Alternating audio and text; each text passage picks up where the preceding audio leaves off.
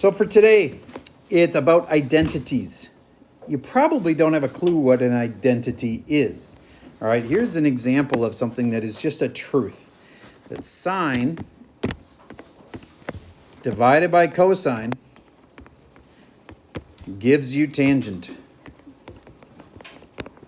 We can count on that. We can just say, that's true. So wherever you see tangent, you can replace it with sine divided by cosine. Now we have a reason for all of these things. If you're like, where did that come from? It came from this. Do you remember in the unit circle, this was 1 because that's the definition of a unit circle, is has a radius of 1. And this is x, and this is y. And do you remember the deal where sine was the opposite over the hypotenuse, and therefore sine was y? And what was cosine? X. And what was tangent? Y over x. And if sine is y and cosine is x, that's why this is true. But we have to have a list of things that we can just count on are true without having to prove them every single time. But this is true. Sine over cosine is tangent. So if I, for instance, had, let's make it cosine.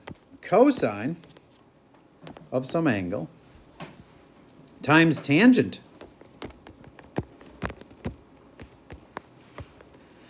That would be sine. Now, is that just a truth? No, I can't just count on that one. That's not on my list of approved truths. When you're arguing with somebody, do you get that you need to kind of establish some things that are like, this is a fact. We can all agree on this fact. Like I think we can all agree that generally speaking, when the light of dawn happens, it's because the sun just came up above the horizon. We can all agree on that. That's a fact. Now, can you argue obscure things like, well, the sun didn't actually move. I mean, the earth is the one that rotates. Sure, you can argue obscure things like that. But you have to be able to agree on certain facts. So this is not one of those facts that we can just agree on. This is something, though, that you could prove by using some facts. Like just a second ago, I told you a fact. Sine over cosine is tangent. So do you get, I can replace this right here with sine over cosine. So everybody rewrite the problem, cosine theta, and then instead of tangent, put in what it is. What we are doing is a little mini proof. Did you ever have to do proofs in geometry? Okay, I'm seeing some kids nodding and some kids not saying anything, but I think you probably had to prove something in geometry. Okay, it's good that you had exposure to a proof before, but that's what this is. This unit is about proofs. So you have to be able to like say this leads to this and therefore that. Okay. All right, so tangent is sine over cosine. So this is an approved swap. These are the same things, so I can replace this with that. And then, another thing we can all agree on is that this cosine can cancel that cosine. Would you agree with that? All right. And then you rewrite this. What's left here is sine theta equals sine theta. If you get to that point, you have proven that the original blue statement was true. This is probably the easiest of them all. Like you won't have ones that are this easy. You'll have weird, complicated things to prove. So what are some of the rules of proving things? You can never change both sides. You can only change one side of the equation. You can only touch one side. Notice this side, I never changed it. It was just sine theta the whole way. I only messed with the left side. Only this side changed. Another thing that's a rule in proving is that you can only swap out things that we can all agree on that are facts. Like we will agree certain things are truths that we can all agree on. So I'm going to give you some of those truths right now that you can just like say, yep, that's a fact. Just like tangent is sine over cosine. We've proven that one. There's a few other proofs, or not proofs, facts that we can all agree on. and they're called identities. So the identities list, there is actually a ton of them.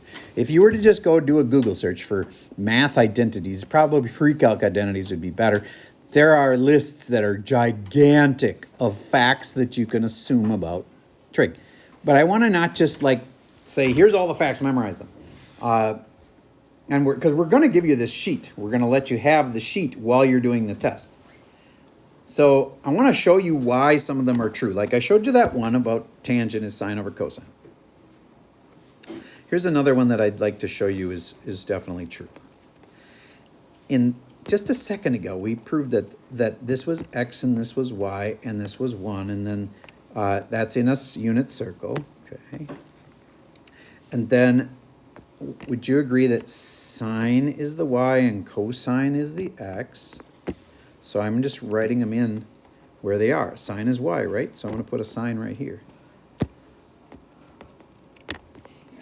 Then, would you agree a squared plus b squared equals c squared? So sine squared, and you could have started with cosine if you wanted, but I like to start with sine squared, because sine is the original function. They all come back to sine. I told you that more than once. Sine is the only real function. All the rest of them are just derivatives off of a sine. They're like sine but shifted, or 1 over sine, or things that it always just comes back to sine. All right, so sine squared plus, and somebody finish it for me. Cosine squared equals tangent squared. Close. Oh, no. C squared. In c squared, but in this case, what is c? 1. It's 1. Sine squared plus cosine squared equals 1 squared, which is 1. So, notice where I put the squared on the sine. Otherwise, if you put the squared after the angle, what you're really saying is sine of the angle squared. We don't want that. If you wanted to, you could write this way, but it's way more work.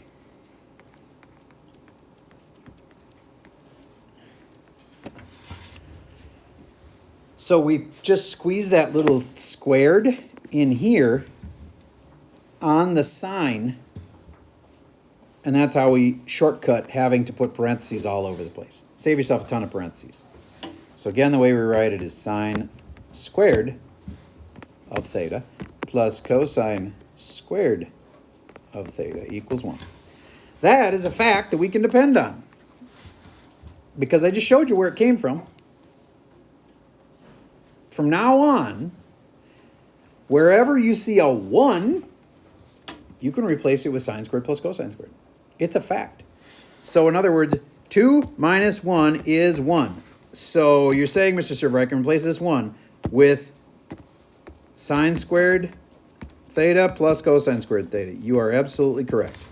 And this would really mess with a lot of elementary teachers if they had a kid who wrote that out in class and they were like, what is Jimmy doing? 2 minus 1 is 1. He wrote sine squared plus cosine squared. It's actually true. Sine squared plus cosine squared is 1. All right. So this is a true statement. If I wanted to make it, 20 divided by 20, which is 1. 1 is sine squared plus cosine squared. Yes? It works for any right triangle, sure, because a squared plus b squared equals c squared. But not every right triangle has a hypotenuse of 1.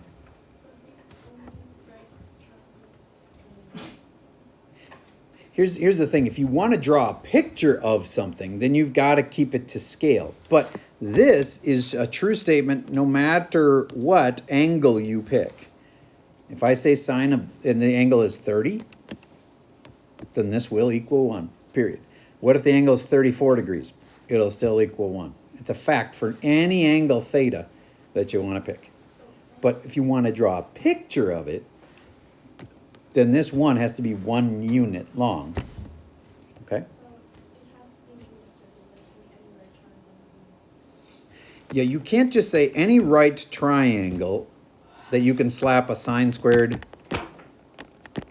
and a cosine squared on them here, because that isn't necessarily going to be 1. Now, if this is 1, well, then you could say that this is sine squared and the cosine squared. Sure. All right. All right, so back to, and even that, like the right triangles can look quite different. So the ratio of sine and cosine isn't necessarily going to be right in any right triangle, Mira. So, like if I draw my right triangle this way with the radius of 1, or the hypotenuse of 1, then the ratio is off between sine and cosine. So you'd want to draw it in the unit circle, and then your ratios will be right. Okay, all right, so back to things we can agree on. So far, we've only got a few. Tangent, sine over cosine. Sine squared plus cosine squared equals 1. It's another fact we can all agree on. Here's another one.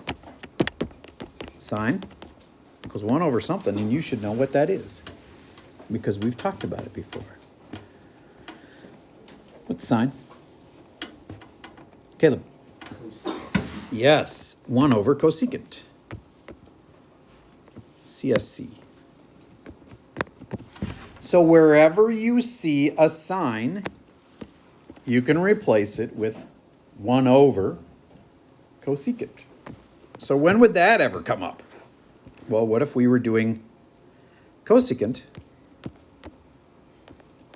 of theta times sine of theta equals 1. And I said, prove it. Is this a fact that we all know and memorize? No. But this is one of our approved facts, because those are called reciprocals. And sine is 1 over cosecant. So do you get, I can replace sine with 1 over cosecant.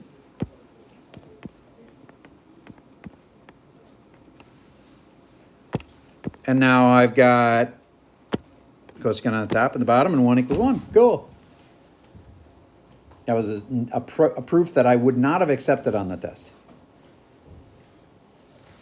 On the test, the original was sine times cosecant equals 1. And if I was going to do this in a way that would be allowed on the test, I would have to be very careful in how I do it. I can only touch one of the two sides. I would touch the left side, and I would replace this sign with 1 over cosecant. And that right there is an approved swap.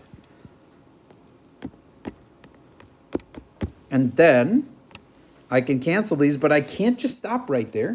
I now have to simplify the left side. And if I simplify it down and they are exactly equal, this is called the proof statement at the end. 1 equals 1. It seems dumb to have to write that, but you have to write that. Now we have proven that this was true by using only facts that we knew. Okay.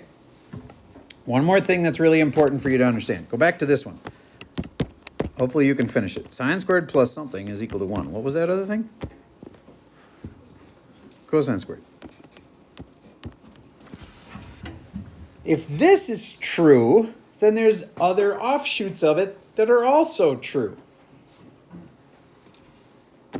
Like, see if you get where I get this from. It's also true that sine squared theta is equal to 1 minus cosine squared. We can swap that out because it comes directly from the one above it. This is a fact. It's going to be on our list of approved like facts. And do you get how this one is just, all that happened is I subtracted cosine squared from both sides? There. Sine squared is 1 minus cosine squared. All right. Now I know some of you, eventually, when we get into this, you're going to be like, why can't we do stuff on both sides on a proof? I want to be able to mess with the left side and the right side. You may not see why you would need that yet, but on a different day, I got a way to show this to you. So just trust me for now that you can only touch one of the two sides, and then when you're better at proving things, like tomorrow or the next day, I'll show you something that I learned from ChatGPT. It's a great proof that all numbers are equal to each other. 1 is actually equal to 7. And you can prove it. If you mess with both sides of an equation, you can come up with proofs that aren't true. So, for now, just trust me. You can only touch one side of the equation and leave the other side alone.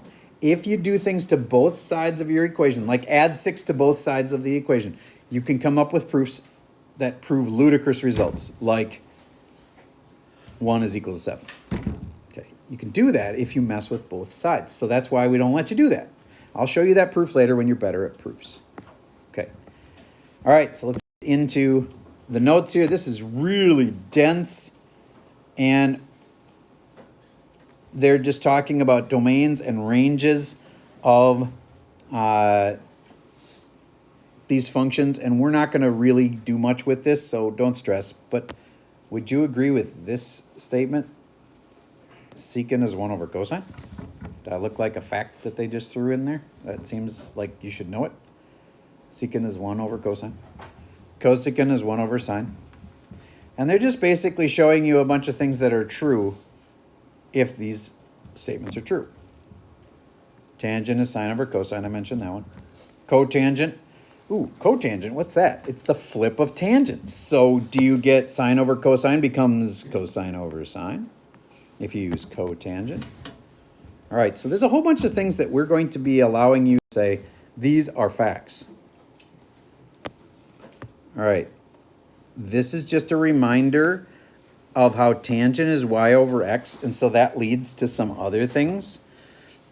And when your radius isn't 1, you have to go back to calling it r, because do you get the radius isn't always 1 forever? In every triangle, in every circle, the radius isn't always 1. Okay, so then you got to go back to calling the radius r instead of just 1. And again, trust me, for now, you don't need all of this stuff yet. All right, this one is where we proved, already talked about this. This is sine. No, wait, sine's this one. Why? Because sine is y. And this one's cosine. And this is 1. So that's why sine squared plus cosine squared equals 1 in the unit circle. And there it is again. And then this one is an interesting derivative, so I want to show you where that comes from. Everybody go off to the side and write sine squared plus cosine squared equals 1. Now, this is not a proof now. I'm not proving something. I'm just showing you something. Let's divide everything by cosine.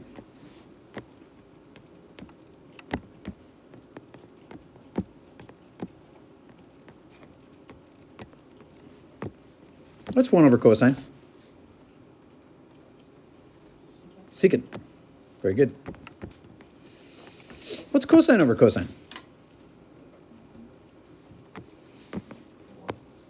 Cosine divided by cosine is 1. And what's sine over cosine?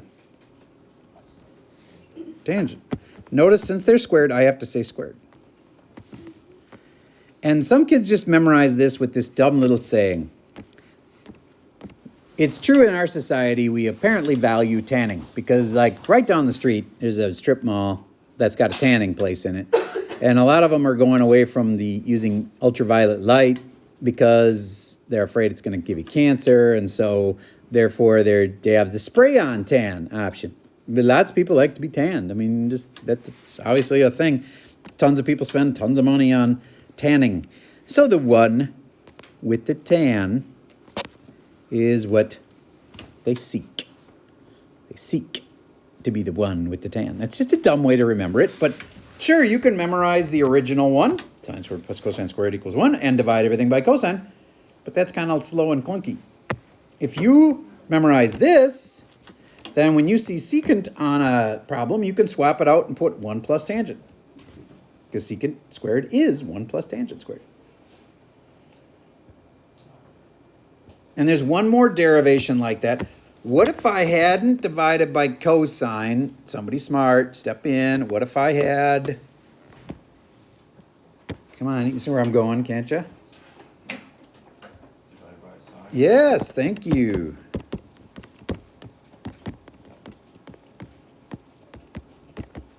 If I had divided everything by sine, then this would have been a 1 plus, this would be, what the heck is cosine divided by sine?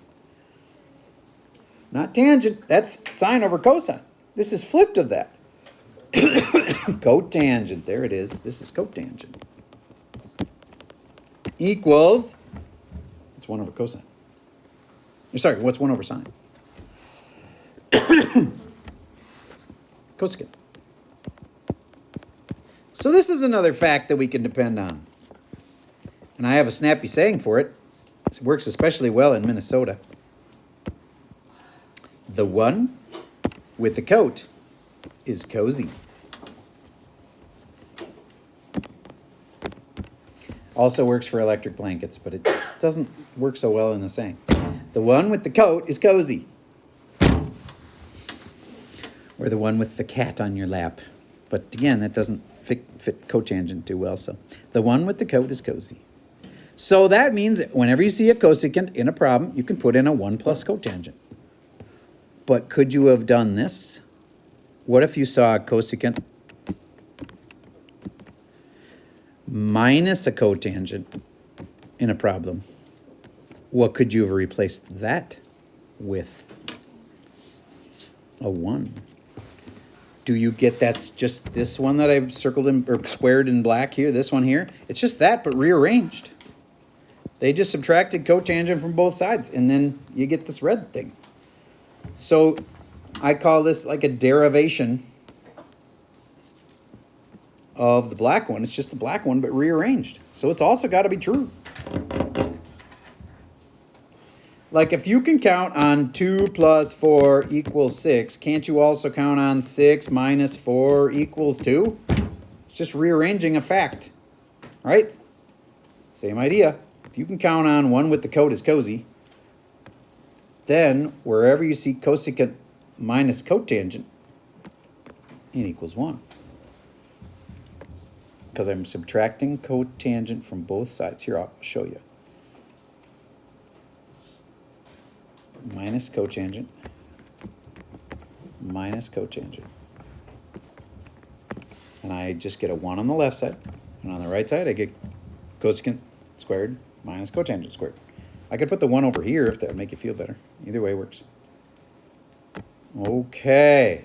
So there. A bunch of identities. Now here's your first one, where I want you to do this baby proof. In fact, these 2 baby proofs. Notice only one side changes. We talked about this. Otherwise, you can prove things that are ludicrously not true.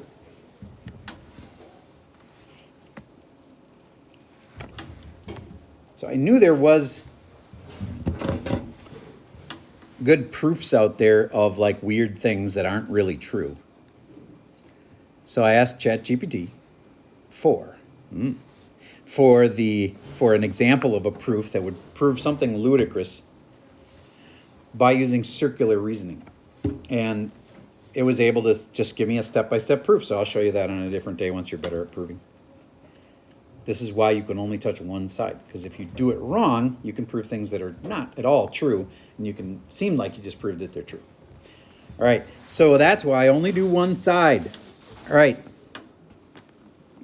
Is this an approved swap to just replace cosecant, 1 over cosecant with sine? Can you do that? This swap right here, is this allowed? Yes, because it's a fact. Because sine is 1 over cosecant. It's on the list. Okay, where is this mythical list? Well, I'm going to actually give you paper copies of it, and I'm going to put it on your iPads as a document that you can like open up. It's called the identities sheet. Okay, and then you'll have a list of all the things that are approved swaps. And of course, this I need to keep the same because I can only touch one of the 2 sides. How many of you were able to do that without me? Cool, there's your first proof. If you skip that one, go do this one.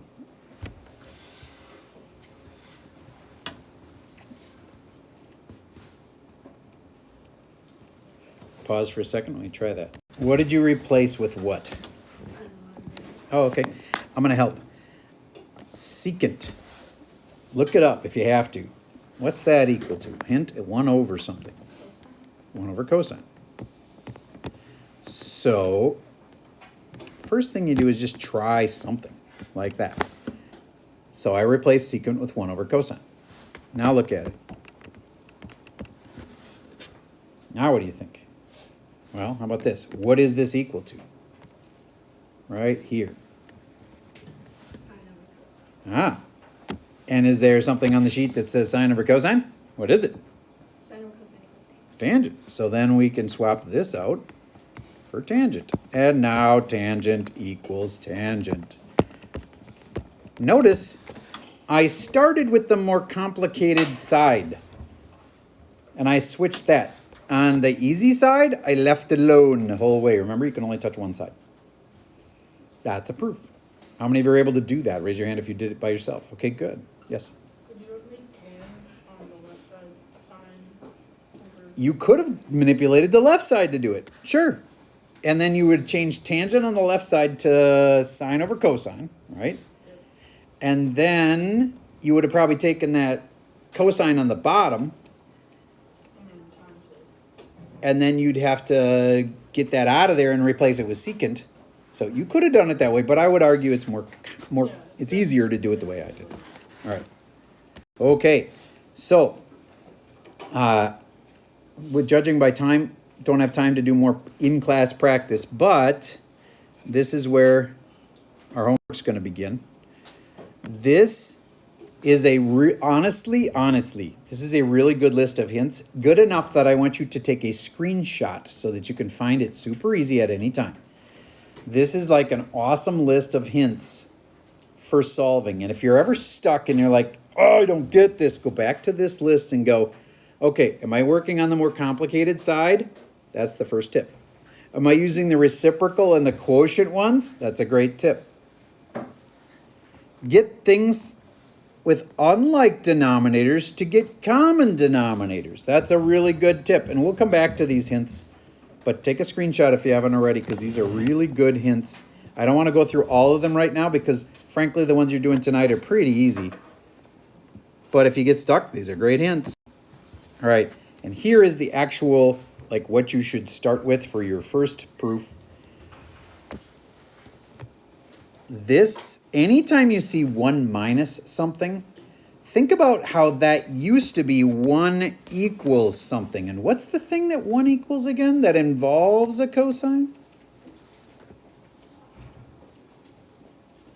Oh, come on. What goes over here? Thank you. Sine squared plus cosine squared. Another thing you need to remember is you always include a theta. A sin with a little squared and without the theta is actually meaningless. Just like the letter sin, that doesn't mean sine. You have to have a theta there. Now that means sine of theta, and that means something. So you've got to include the little theta when you're writing each function. Okay, so then if this is a fact that we all can agree on, then this is a derivative of that. It's 1 minus cosine. I could subtract cosine from both sides. And cosine minus cosine disappears. And so, 1 minus cosine is sine squared. Do you get sine over sine squared? I'm doing your first homework problem for you. I'd encourage you to help. Not help, but copy it. Do you get sine over sine squared is getting us closer? Now, if you have something over something squared, can those things cancel? It'll be a little bit like x over x squared. Could you cancel off one of the x's? Yeah. So I think I'd rewrite that out as sine over sine times sine. And that'll show me that this cancels. Notice my right side's staying the same. And then this could have a 1 up here, couldn't it? Because when you cancel something, technically you have a 1 on the top and the bottom. And so that's 1 over sine. Oh my gosh, 1 over sine is cosecant. But you can't just leave it like that. You have to say cosecant equals cosecant. And that's a proof then. Each of these swaps was approved. This turning into sine squared was just a rearrangement of sine squared plus cosine squared equals 1. This is a rearrangement of 1 with the coat is cozy. I'd write that down.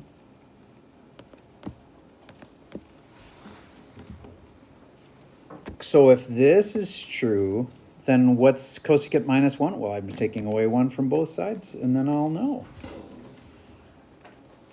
All right, so do these two proofs. I already did one for you. And do these two proofs. And if you really do all of those, I think you're in a pretty good place. You've practiced tonight, which is what's critical. If you just try to like absorb what I just talked to you about and you never wrote anything down, you're going to remember 1 out of 10 concepts I just taught you. If you were doing them with me, you'll remember more than that. If you go home tonight and actually practice it, you'll remember a vast amount more because it'll stick so much better. So go home and try a couple of these. Is there an answer key? Definitely. But we don't have as many answer keys posted for this because kids will just copy the answer key because they'll be like, this is hard, I'm just going to copy the key. Okay, so just be aware that you're not going to get as many keys posted. It's totally okay to talk to friends about it, but we don't want kids to just lull themselves to sleep by just copying the key and be like, oh, that's how you do it, just copy the key. Okay, so I know that's going to be disturbing for some of you, but some teachers really feel strongly about this, and I need to like try to be a team player here. So you're not going to always have the key. Sometimes you'll just have to struggle through them, and you'll realize, dang, these are actually pretty hard. Because with the key, it seems easy. You look at the key and you're like, oh, it's so easy. After you looked at the key. All right. Okay. That's all I got for you. And I want to refer you to your tests are on Skyward. Not Skyward, sorry. Schoology. Your scores are on Schoology. If you want to stay after and talk to me about your test, I may be able to do that if you stay after. But tomorrow is the day that I want to actually hand them back to everybody. We do still have a fair amount of people that are taking it tomorrow morning. So I'm going to keep the tests held back until people that haven't taken the test take the test. Okay? So if you haven't taken the test yet, this morning would have been good, or tomorrow morning is kind of your last normal chance to take that. Otherwise, you're getting into you're way, way late on this test. So get the test done by tomorrow morning if you haven't taken it yet. And that's all I have for you for today.